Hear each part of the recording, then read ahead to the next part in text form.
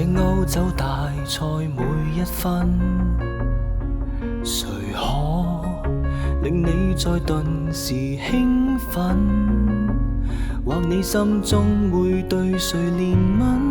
誰又嘆息愛隊失意沒法衝出難關？希臘或許已像戰意得分，丹麥敗了亦未嘗可吻，看着不屈的外軍，更是動人，亦叫觀眾興奮。球星很多種，多少都會抱憾，廝赤單刀傷痛太甚，當晚腦殘唔透一生，亦令誰害怕擔心。伊巴多次壓下敵人，可惜終亦未能翻身，命運交匯過，也早成烙印。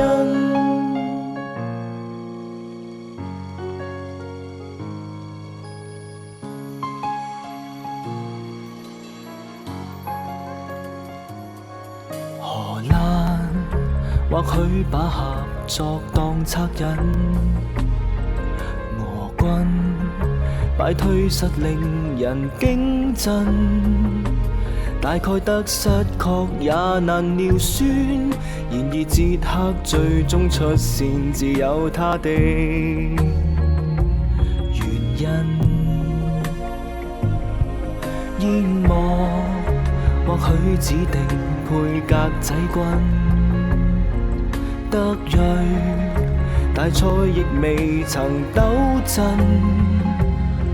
看着翻身的法軍這樣自焚，內裏不免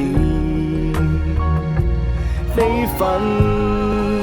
球星很多種，多少都會慶幸，軍都衝擊歐國上陣，一再追求逆轉比分，亦是無負這一生。